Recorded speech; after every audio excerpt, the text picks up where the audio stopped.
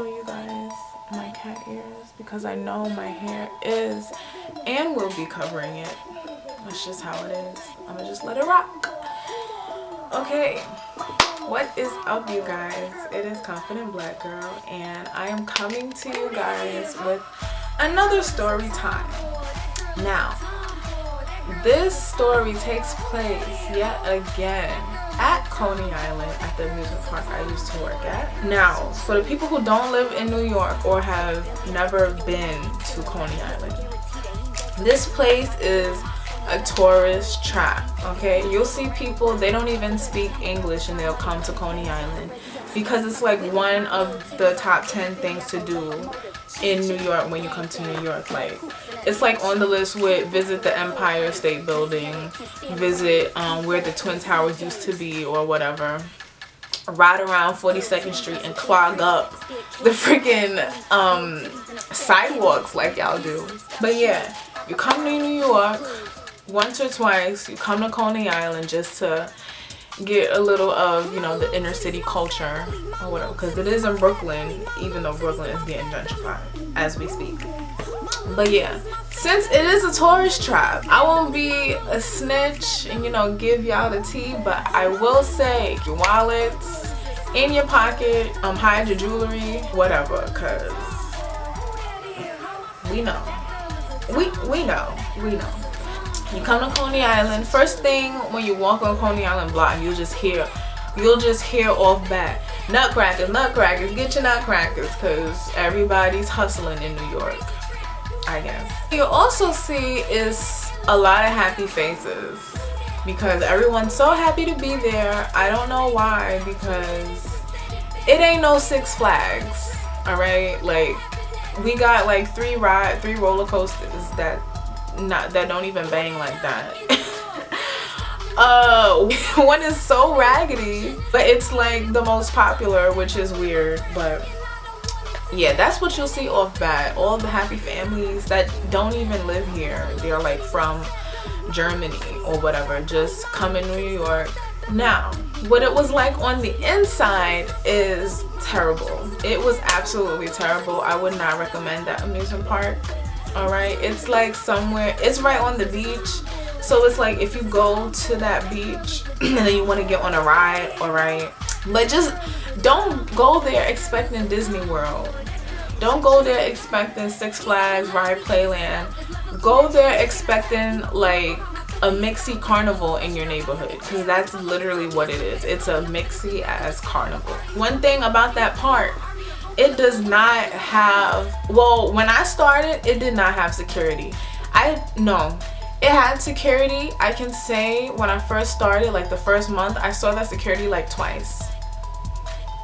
And not even on my shift. They like hang around the place where the cyclone is. They don't come to the other side, which I don't know, because on the other side is where we have the most popular ticket booth that everyone sees, so everyone goes to it. So I have no idea. I don't know why they don't have security at all the ticket booths, because there is money in those ticket booths and people know that. But yeah, that's one of the reasons why it's so very terrible. Number one, little to no security, and the security don't even look like they could, you know, do something if something happened. And this is how you know there's little to no security. There are so many fights that happen and they just call the police. They don't even call no park security, because there's none. There is no park security. They're not even security guards. Those are just models to look like they're security so that nobody tries nothing. But people try something anyway, which was terrible for my safety, especially at 19. But I had a job.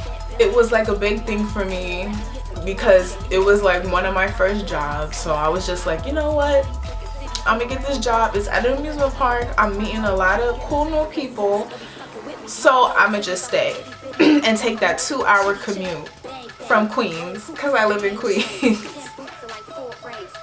Listen, I don't know, don't act 21-year-old me, because I would have chucked the deuces at the site of the application. I wouldn't even apply. So I'm on my shift, which is the night shift, from like 6:30 It says one thing on the pamphlet, but it's a total other thing. They just close when there's like a minimum of like 10 people still in the park. So sometimes we close at 11, sometimes we close 10:30, other times we closed at 1.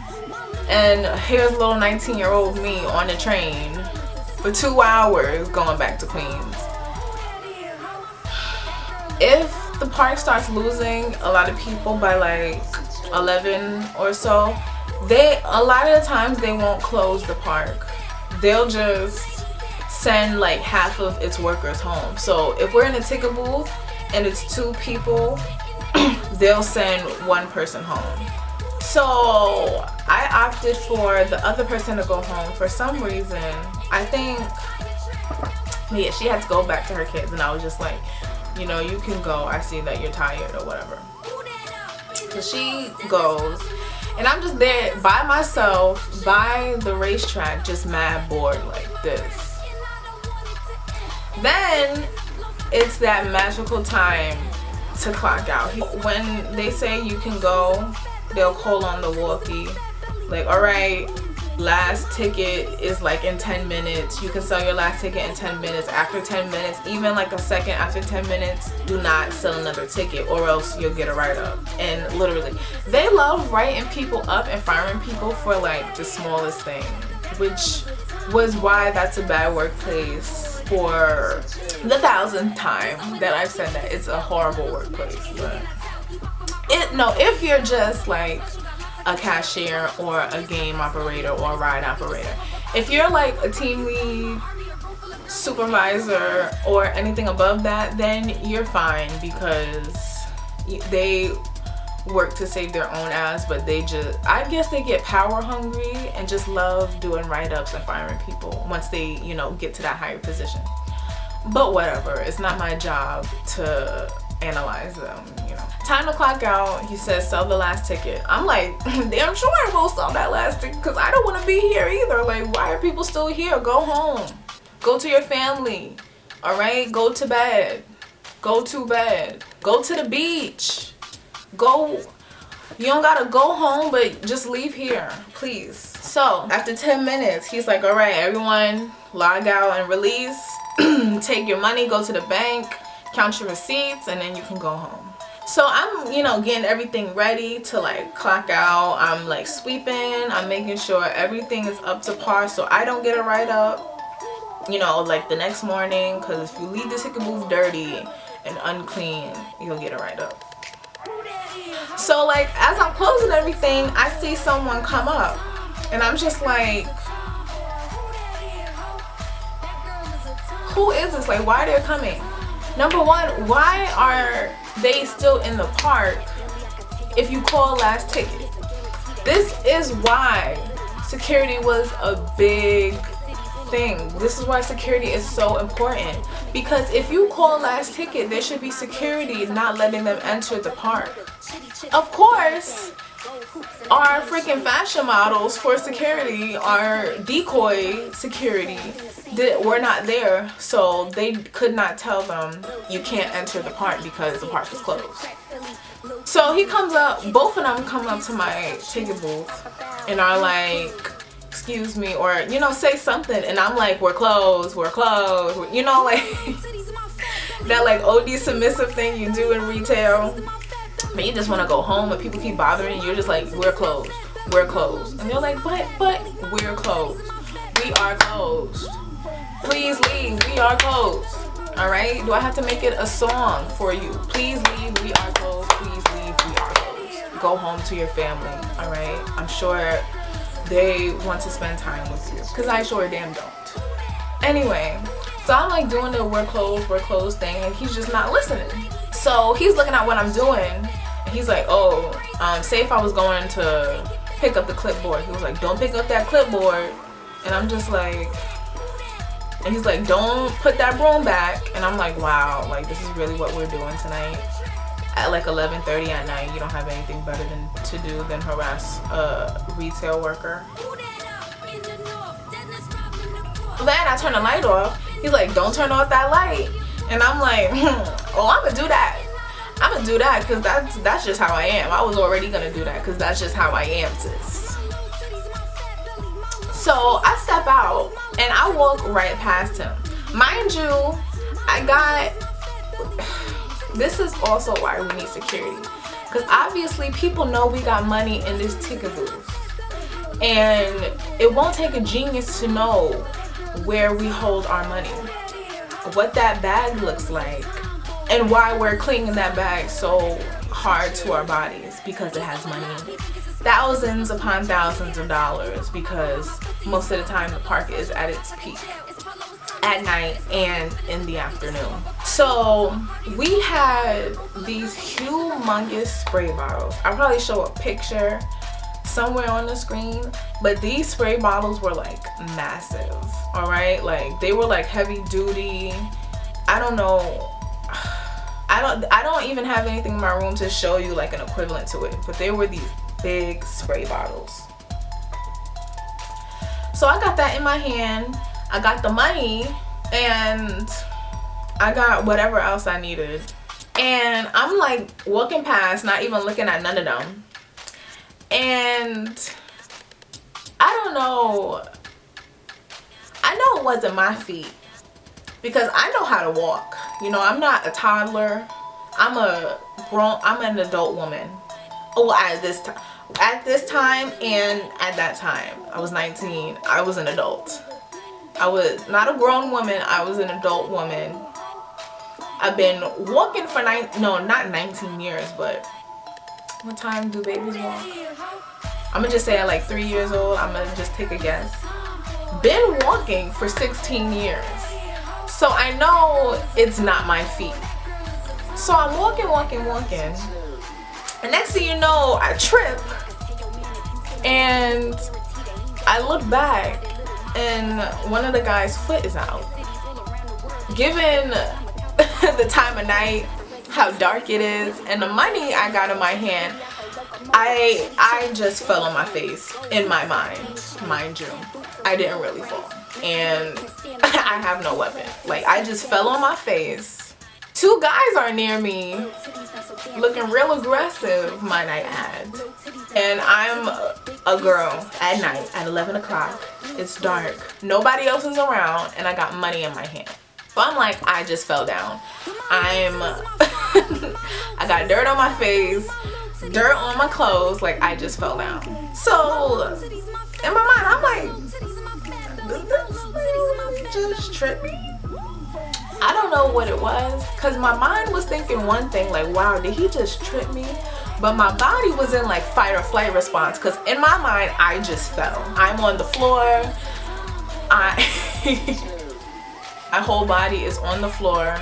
These two guys are looking down on me. I'm having like an outer body experience, but it's not my body, but it's the body in my mind, if that makes sense. So my body is in fight or flight response. Rather than flight, I guess my body's like, all right, you gotta fight. So my arm takes itself, puts itself up in the air with the spray, my arm with the spray bottle, money in tow. And I know, people know this is where the money is. You know, it doesn't take a genius, like I said, to know cashiers have money that we need to take somewhere, and we keep it in a bag. So we got, put two and two together, it gotta be somewhere. So I have a spray bottle in hand. I turn around and I'm just like, boop, in his face. And it's crazy because I'm not a fighter. So like, it really, something really had to have happened in my mind to just snap like that, because I'm honestly not a fighter. Before you try to come at me like, oh, he should have hit you back. Girls always think they can hit men and they won't get hit back. You have to think about my circumstances. I'm one person with mad things in my hand, and I'm at work. At work, although they don't have metal detectors and all of that, like, the most thing I can have on me is like a box cutter or a knife, and I didn't even have that, even though I should have, because it was Brooklyn. But They came from the outside, so they can have, I don't know what they could be packing. They can have anything on them. They have their phone. We couldn't have our phones on us, but people still did. They have their phones on them. They could have cousins at the beach, call up their cousins to come jump me for when I got off or at this moment. So just think about those circumstances. I'm one person with two guys, not even two girls, two guys. I can't fight no guy. I don't know. I know some women can, but I personally cannot. All right, I don't even try. That's number one. Number two, it's nighttime. Nighttime for a woman, for the majority of women, is always a scary time because anything, well, I'm not saying anything. Any man, yeah, I said man, lurking outside can follow us home, kill us, rape us, whatever. So that's number two, which also goes back to number one because it's two guys. They could drug me and put me in their car with the money I got in my hand that I know they know it's money, and take me in their car and take me wherever they want me to go. Probably to the grave. That's number two. Number three, like I said before, there is no security. So they can do whatever they wanted me to do because nobody is around. Park is closing up. The ride was closed down. They were in the break room getting ready to go home. I was the only one in the ticket booth. And the ticket booth that I have, it's kind of in a remote place. Well, not really, but given how it is at night, it seems very remote. Given these three circumstances that my body has taken, you know, into consideration, I guess it felt like it had to hit him. Just fight rather than fly. I don't know why I didn't run. I didn't fly away, but I guess it was that teenage angst just built up. Yeah, I hit him in the face with a spray bottle, which still surprises me to this day because I'm not a fighter. Like, I've gotten one fight in my whole life. So for me to feel to do that, there had to be, I don't know, there had to be something up. And there was. So fast forward, he was like, oh word, and I'm like, yeah, I'll do it again. I don't know where this came from, mind you. I do not know. Please don't ask me where I get this aggressive, where I got so aggressive from. But I'm like, yeah, do it again with with the spray bottle, like, yeah. Like it's a gun. Oh my gosh, like what am I gonna do? Well, I can, you know, like the movies, but like those are movies. Like I can like spray you in the eyes, but he has a friend. I'm sure if he see me spray one person in the eye, he's gonna catch on, oh, she's gonna spray me in the eye next. If he probably slapped the bottle out my hand, whatever, I don't know. This is just what I'm thinking. I don't know. So yeah, I'm like, yeah, do it again.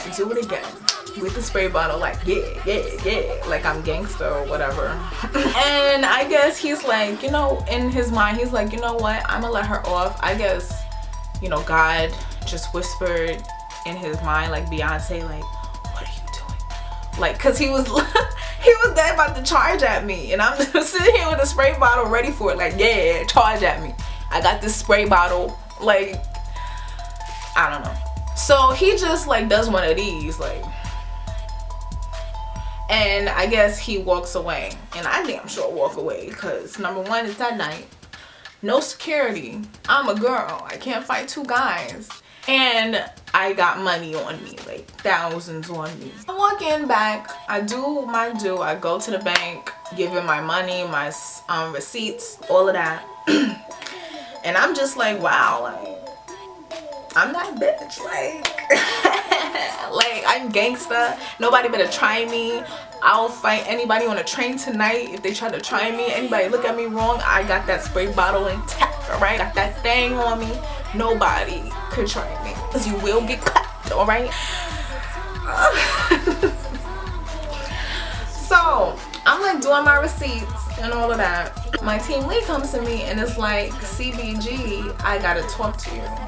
And in my mind, my heart started beating. I'm like, oh shit, she knows everything.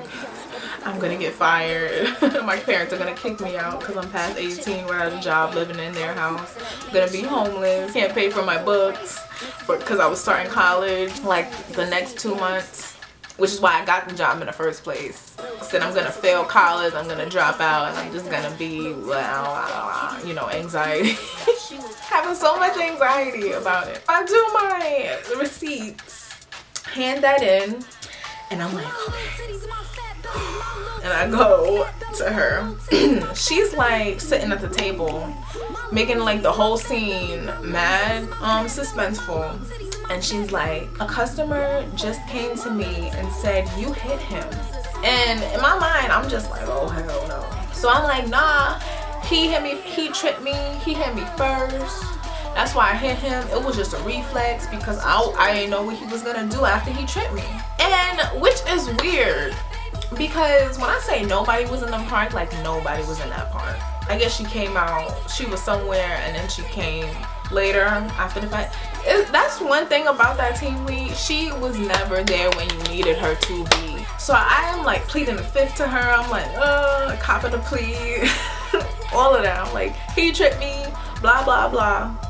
And then when I think she's about to be like, give me a write-up or fire me, she's like, oh, well, he did it first. So, okay, bye. And I'm like, oh snap.